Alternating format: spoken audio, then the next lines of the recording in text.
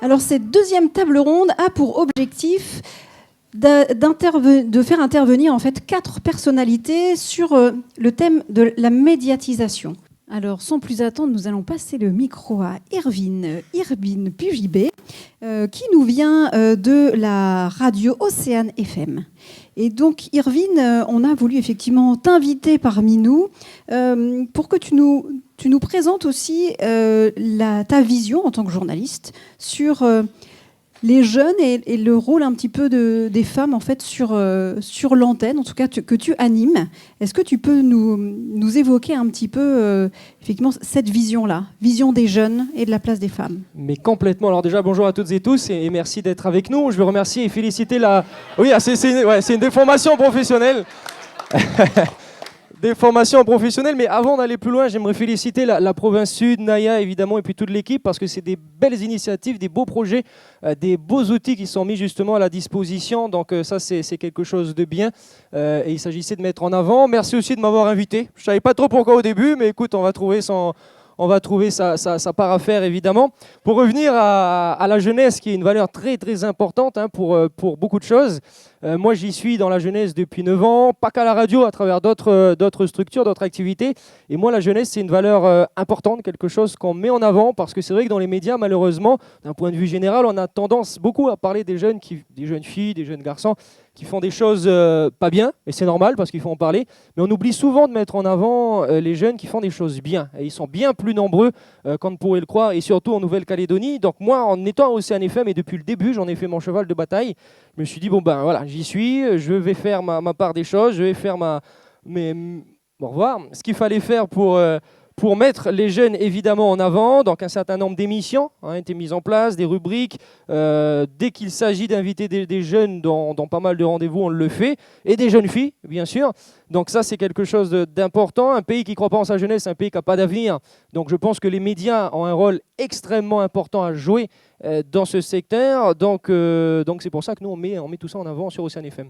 Et donc sur Océane FM, avec ces jeunes, quels sont les thèmes que tu traites avec eux? Est-ce que tu peux donner des exemples des derniers sujets que tu as traités avec eux? Alors un certain nombre de sujets. On va pouvoir parler un petit peu de toutes les problématiques qu'on rencontre en Nouvelle-Calédonie, en lien avec le handicap, avec l'environnement, avec le sport, avec la délinquance. Le tourisme, on pense aussi peut-être à l'autosuffisance alimentaire, ça c'est quelque chose de sous-estimé malheureusement, surtout par rapport à la superficie qu'on connaît ici.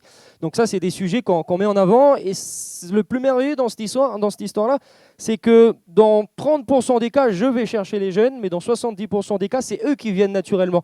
Ils ont vraiment besoin d'un outil, de quelque chose. Ils ont envie de parler, ils ont envie de faire des choses. Malheureusement, on a tendance à les mettre un petit peu au fond du placard. On parle de pas mal de choses, mais pas assez de la jeunesse. On leur laisse très peu la possibilité de se mettre en avant et de leur expliquer, de les laisser expliquer un petit peu comment ils voient la Calédonie de demain, parce que quoi qu'il se passe, ça sera eux là, demain. Donc, C'était un petit peu ma question d'après, parce que ça c'est super important en fait, d'avoir leur avis à eux sur comment ils veulent façonner en fait la Calédonie de demain. Si tu dois me reprendre un ou deux témoignages, en tout cas forts, de tes intervenants, qu'est-ce qu'ils disent? Alors, un ou deux témoignages, il y en a vraiment beaucoup, et je ne saurais pas forcément les choisir, parce que toutes les interventions sont bonnes, elles interviennent dans différents secteurs, mais on sent dans ces interviews, j'étais encore en tournage hier notamment, qu'ils ne se sentent pas suffisamment valorisés, pas suffisamment écoutés, pas suffisamment encouragés aussi peut-être.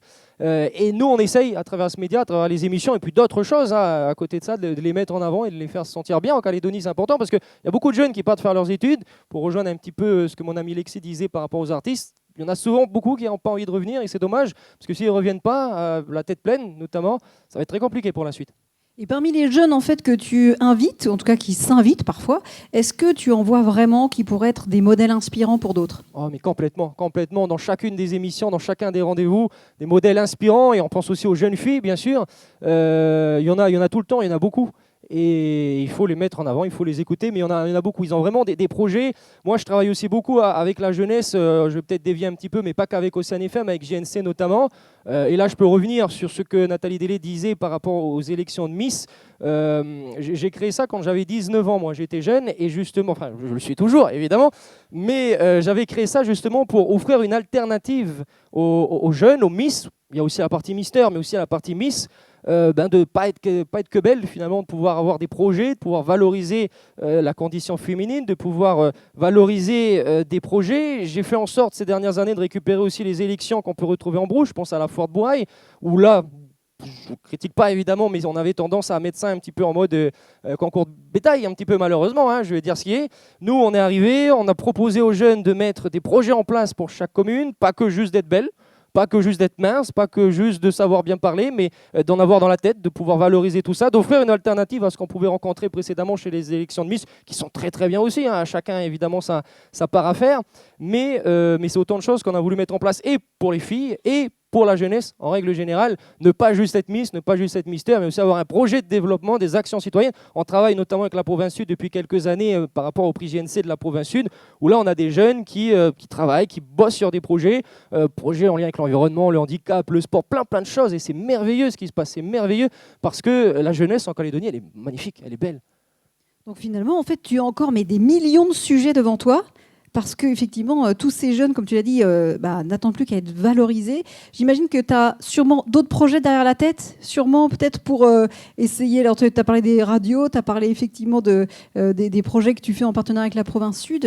Est-ce que tu en as d'autres, ou en tout cas, tu aimerais peut-être en faire d'autres, si tu devais faire un peu un appel? Bien sûr, il y en aura toujours à faire. La jeunesse, j'y suis depuis 9 ans maintenant, cette année, puisqu'on va fêter les 9 ans de GNC, et j'y serai encore pendant très très longtemps, tant que je serai jeune en tout cas. Et il y a des beaux projets à mettre en place, évidemment. Il y a beaucoup de choses à faire avec la jeunesse. J'ai déjà des idées, il y en a d'autres qui arriveront après en cours de route, hein. C'est beaucoup l'instinct qui marche dans ce genre de choses. Et évidemment qu'on continuera à vouer corps et âme à la jeunesse et à la condition féminine à travers notamment les élections de Miss. Et peut-être dernière question sur la partie développement économique. Est-ce que tu vois des jeunes qui ont ce profil un peu d'entrepreneur? Oui. C'est amusant de parler de ça parce que justement j'étais en contact ce matin avec des jeunes qui ont passé dans mon émission de la parole aux jeunes d'ici à 2 semaines, et oui, complètement, ils ont envie de construire des choses. Je pense aussi à Margie qui était avec moi juste avant, ils ont des idées. Le problème c'est qu'on leur fait pas suffisamment confiance, même dans les entreprises.